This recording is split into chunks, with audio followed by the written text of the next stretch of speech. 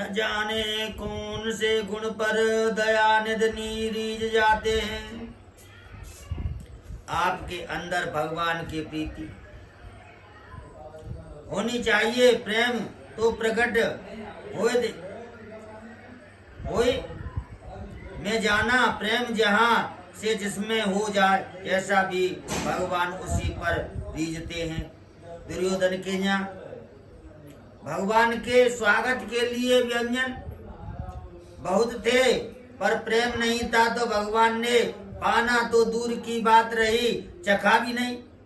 और विदुर जी के यहाँ प्रेम पर पदार्थ उतने नहीं थे, फिर भी भगवान बिन बुलाए दौड़े चले आए। भगवान कहते हैं, भक्त का घर तो मेरा ही घर है, और अपने घर में कोई निमंत्रण की प्रतीक्षा नहीं करता। कोई कहे पिताजी आपका नोता है, चलो भोजन कर लो। अरे अब भूख लगेगी तब आदेश देते हैं, भाई थाली परोसो। अधिकार कहाँ होता है जिसे हम अपना घर मानते हैं, जहाँ तनिक भी दूरी नहीं माने अपना घर माने, वहाँ तो सीधा आदेश ही देते हैं।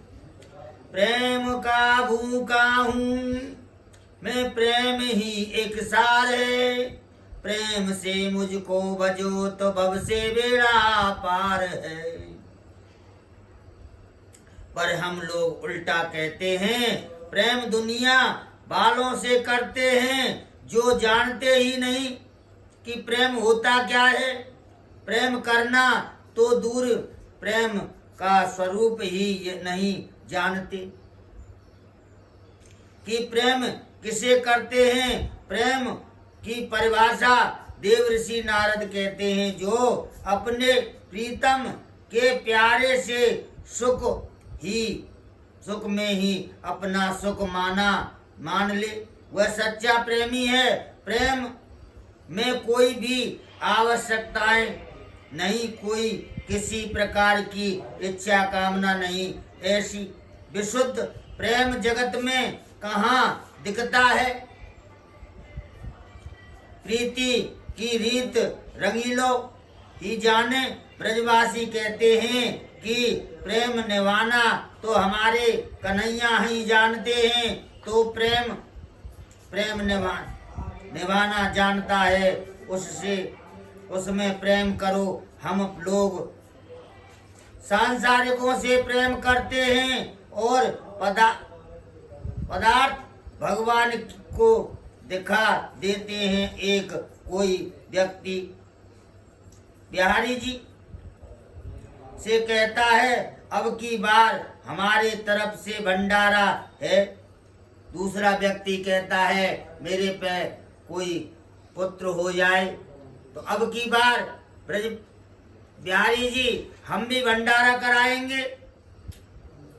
परीक्षित जी ने पूछा, महाराज विदुर जी का चरित्र हमें सुनाइए। सुखदेव जी कहते हैं, जिस समय राजा बिल्कुल अंधे हो चुके थे, अंधे तो वह बचपन से ही थे, पर बाहर की आंखें भी पहले से नहीं थी, पर पुत्र के प्रेम में इतना मोह हो गया कि भीतर की आंखें भी बंद हो गई।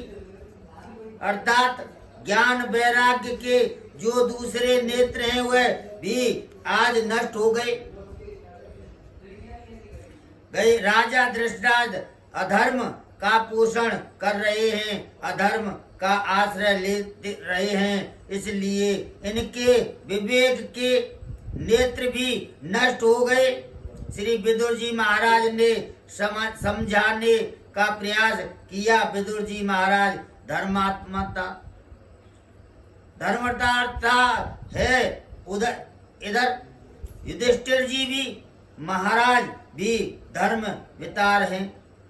कौरवों की पक्ष से विदुर जी हैं और पांडवों की पक्ष से युधिष्ठिर हैं। रूप में धर्म है, पर दोनों की तरफ से अंतर एक ही है। विदुर जी महाराज धर्म कोई बात के सुनने की वाला नहीं है। और युधिष्ठिर जी की बात सब पांचों भाई सुनते हैं पांडवों की। इसी में पांडवों की विजय हुई और कौरवों की पराजय हुई। तो भैया धर्म तब हमारी रक्षा करेगा जब धर्म के अनुसार हम चलेंगे। धर्म की पहले आप रक्षा कीजिए, तब धर्म आपकी रक्षा करेगा। जैसे माता जानकी पंचवटी में थी और साधु वेश बनाकर रावण जब आया भिक्षा मांगी, तो किशोरी जी ने सोचा क्या किया जाए। मेरे देवर जी कहकर गए हैं कि ये निशाचरों की माया है, समझ में नहीं आती। माया से बाहर मत निकलना, रेखा का उल्लंघन न करना। और ये साधु कह रहा है कि बंदी भिक्षा नहीं लूंगा और रेखा से बाहर आकर मुझे भिक्षा दो। यदि मैंने भिक्षा न दी तो मेरा धर्म नष्ट हो जाएगा। और गृहस्थ के घर में कोई भिक्षुक बिना कुछ लिए चला जाए तो मुझे तो अपने धर्म की रक्षा करनी चाहिए।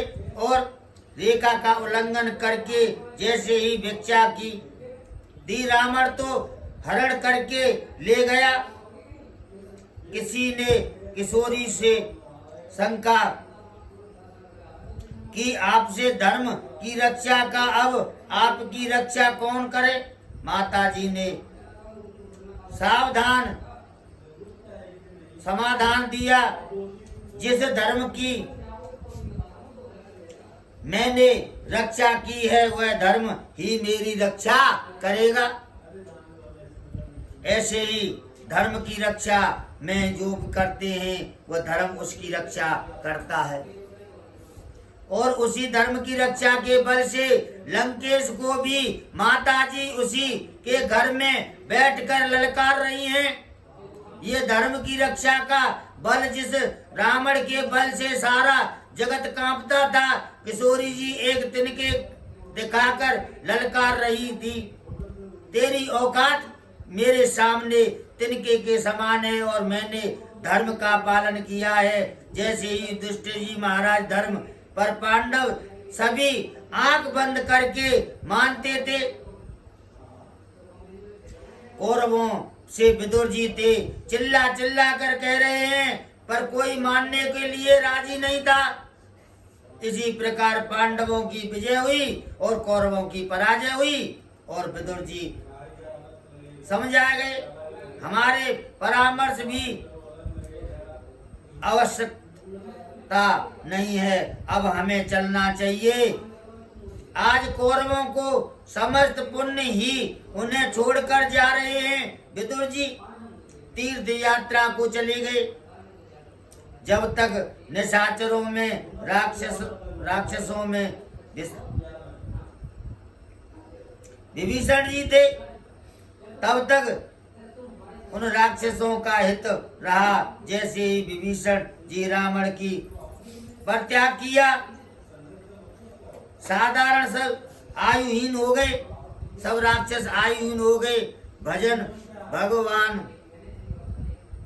के परम प्रिय महाभागवत सखा श्री उद्धव जी से भेंट हुई और भैया उद्धव बताओ कैसे हो। अनेकानेक प्रश्न दिए भैया अब महाभारत का क्या हुआ ये तो बताओ। मैं तो छोड़ के ही चला गया था और द्वारका में कौन है, कैसे हैं हमारे प्यारे प्रभु के, तो आनंद के साथ हैं ना। जब सभी की कुशलता के अनेक प्रश्न कर डाले, उद्धव के नेत्र बंद हो गए। विदुर जी बोले क्या हुआ भैया। भगवान के प्रेमी में उद्धव जी की तो समाधि लग जा रही है। जैसे तैसे विदुर जी ने उन्हें सावधान किया। तब उद्धव जी होश में आए और उद्धव जी ने बताया, महाभारत संपन्न हो गया, पांडव विजय हो गए। प्रभु संपूर्ण लीला करके अपने निर्धाम के लिए चले।